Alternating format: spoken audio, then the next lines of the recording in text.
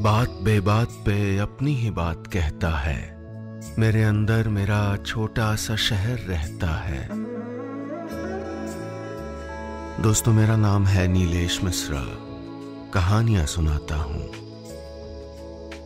मैं लेकर आया हूं यादों का idiot box with Nilesh Mishra season 5, सिर्फ बिग एफएम पर। कहानियां जिनमें आप मिलते हैं खुद से। और अगर मुझसे सीधा कनेक्शन बनाना हो और अपनी जड़ों, अपनी जमीन से जुड़ना हो तो जरा gaonconnection.com पे टहलाइए। GAON connection.com। ये वो कोशिश है जो मैं और मेरे साथी पिछले 5 साल से कर रहे हैं और अब ये भारत का सबसे बड़ा रूरल मीडिया प्लेटफॉर्म है। चलिए आगे बढ़ाता हूं कहानी। दोस्तों, मैं आपको सुना रहा हूं अपनी मंडली की सदस्य रश्मि कुलश्रेष्ठ की लिखी कहानी बारिश का टुकड़ा। इस कहानी में अब तक आपने सुना, बारिश के मौसम में पेड़ गिरने की वजह से रास्ता रुक गया है। वहीं उनकी मुलाकात अपनी बेटी सांची से होती है, जिससे वो 1.25 साल से नाराज हैं क्योंकि उसने उनकी मर्जी के खिलाफ शादी कर ली है। अब आगे। काले आसमान में गहरे काले गुच्छे इधर उधर घूम रहे थे। जब वो टकराते तो एक गड़गड़ाहट गूंजती, जैसे 2 जिद्दी बच्चे एक दूसरे से लड़ रहे हों। भीड़ में जाती सांची मेरी नजरों से ओझल होने लगी। मैंने फटाफट बैग से छाता निकाला और तेज कदमों से उसके पीछे हो लिया। पांव फिसलने का डर भी लग रहा था और सांची के दूर होने की फिक्र भी। हाँ, फिक्र। कितना भी नाराज हूं, कितना नजर फेर लें, लेकिन माँ बाप को अपने बच्चों की फिक्र होती ही है। मन चिंता में रोज घुलता है, जैसे मेरा और संजना का घुलता था। मोह का हर बंधन तोड़कर जिस रोज सांची चली गई थी, तब से आज तक का वक्त मुश्किल से काटा था मैंने। संजना हर चौथे दिन दोहराती कि हमें मान जाना चाहिए। माँ थी वो, लाजमी था कि उसका दिल पसीज गया हो, लेकिन मैं नहीं पसीजा। न तब जब फैमिली ग्रुप पर उसने गृह प्रवेश की तस्वीरें डाली और मैंने बिना देखे डिलीट कर दी, और न तब जब उसने अपनी नौकरी का मैसेज डाला और मैंने ग्रुप छोड़ दिया।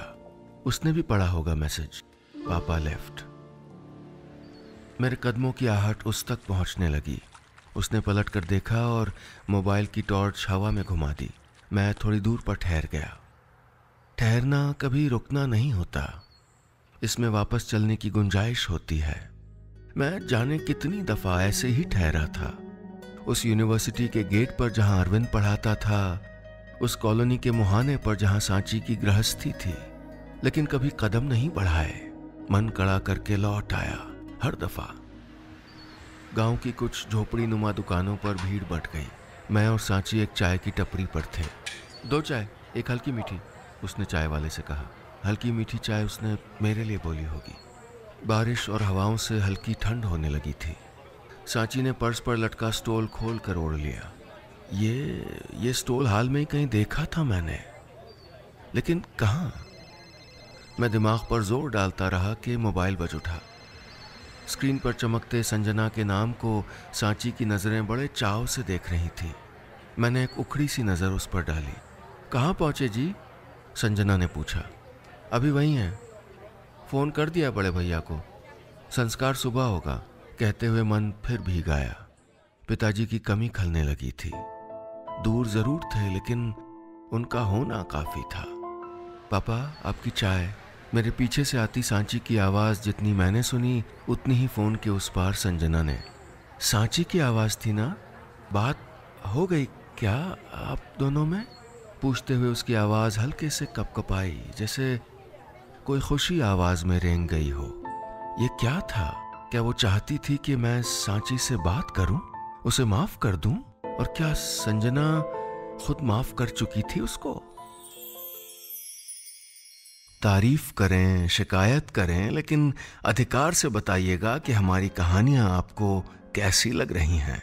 और हाँ, रोज ऐसी ही रोचक कहानियां सुनने के लिए सुनिए यादों का idiot box with Nilesh Mishra season 5, सिर्फ बिग एफएम पर।